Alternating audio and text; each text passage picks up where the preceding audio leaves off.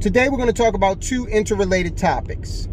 Number one is why I do not put any money into IRAs, traditional IRAs, or 401ks. Number two has to do with the recent proposal by President-elect Joe Biden to spend $1.5 trillion in additional stimulus.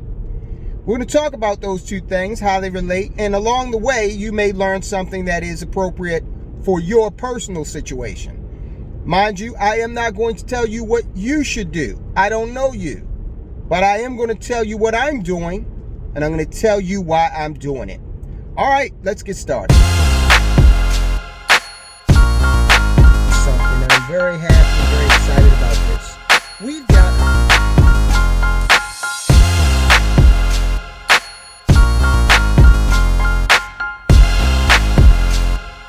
Before we get started, hit the subscribe button.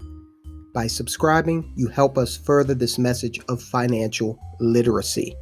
Once you've hit subscribe, go into the comment section and just leave a comment letting us know that you did subscribe. Once you do that, we'll know that you've enlisted as a soldier in the war on economic illiteracy. Between the time I recorded the introduction and now, it's been a few hours, the price tag on the Biden stimulus package has risen by $0.4 trillion. Now, I said earlier that President Biden, and I believe he will be president by the time this video drops, had proposed $1.5 trillion.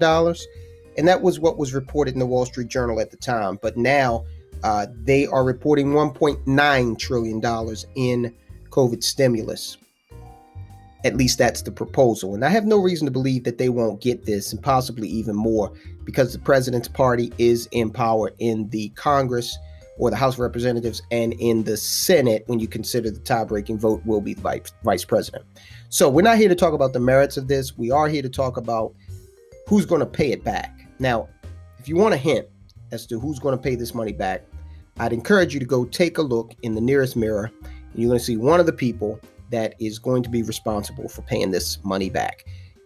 If you're an American taxpayer and you look in that mirror, then the person you see will be paying that back. Okay, so here we go. $27.7 trillion is what we owe right now. You might as well say $27.8 trillion if you round it up just a little bit. That's what we owe right now. Now, this is before the $1.9 trillion. So by the end of the month of January, first week of February, I'm sure once this passes, we'll be well north of 30 trillion with T dollars. So if we know that this price tag has to be taken care of at some point, and we know that the United States government, the Treasury, does this by levying taxes on the American citizen, then we know we're responsible for this. We know we're going to have to pay this back as a nation at some point. So we know that taxes are going to increase. I will bet my bottom dollar on the fact that taxes will increase as we go further into the 21st century to try to care for this debt. And you better believe that as we move forward in the next 4 to 5 years, we will have more government spending. That's something that is, basically a reality with either political party, the Democrats or the Republicans. They both spend a lot of money, no matter who's in power. So we're going to be racking up more debt.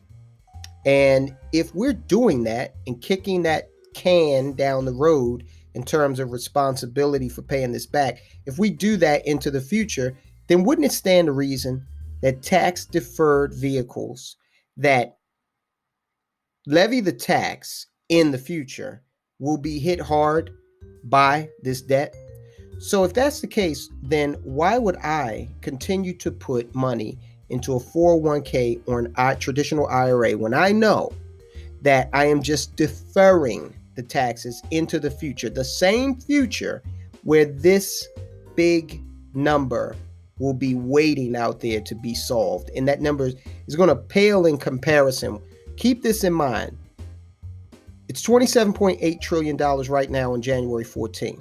Wait a year, and this number will be, much smaller than what we will be at next year this time. So if I'm putting money into a qualified plan like a 401k or an IRA, I am just saying to the government, hey, listen, I'll let this grow. And then as it grows, You can take a big chunk out of it once I turn 59 and a half or older. So imagine if you had built up a $1 million nest egg. Let's just make the numbers easy. Hopefully you'll do better than that. But let's just imagine you built up $1 million of money in your 401k or IRA. Well, guess what? Even if you are in a lower tax bracket, let's say you're in the 30% range now, you fall back to 24%. Guess what? Uncle Sam is going to be there when you retire and when you're about to take this money.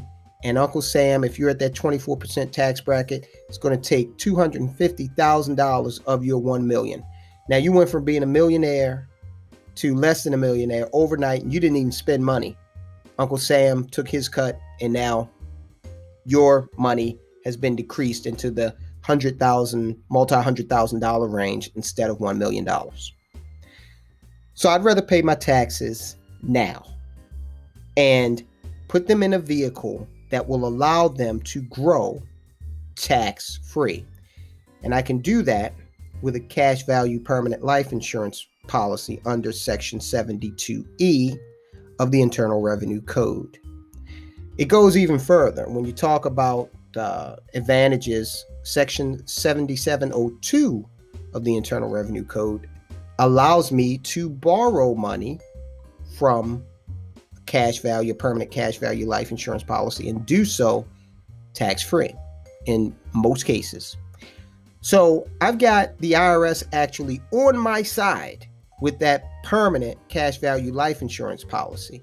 Whereas if I've got the 401k or the traditional IRA, Uncle Sam, he's not really my partner. He's just standing there waiting for the money to grow. And then he wants to take, a quarter of it at least once I retire, when I'm going to need the money the most. Another thing about the 401k and the traditional IRA, the money's not liquid. So let's say I want to take advantage of an opportunity, or I want to mitigate some sort of unforeseen circumstance, okay, before I turn age 59 and a half. Well, if I withdraw that money, if I take that money out of there, guess what? I'm going to be responsible for not only a 10% penalty, but I'm going to be responsible for the tax at whatever my rate is when I take it out. So I'm being charged to get my hands on my money. And the reason for that is because Uncle Sam says, hey, wait a minute, I want this to grow and I want this to be maximized so that when I come knocking at your door at 59 and a half or later, and I want my cut to have grown and done as well as it possibly could have done. That's the deal you make. So it's not liquid. And furthermore, it is subject to being exposed to the higher taxation that we're inevitably going to encounter in the future. That's what we're dealing with when we're talking about the IRA and the 401k. And we've all been told, hey, get into the IRA, get into the 401k, do this. And at some point that might have made sense, but does it really make sense anymore? Now, if you're getting a match, you need to do some mathematics and figure out, does the match take care of your taxes? It might. That match might insulate you. Again, I'm not giving you advice as to what you should do. You have to just take additional information and apply it to your situation and see if it makes sense for you. You've got to do the mathematics. We'd love to talk to you about how you can build a tax-advantaged opportunity fund. And we would love to do that. But you've got to decide what's best for you. And you can use professionals to help you do that.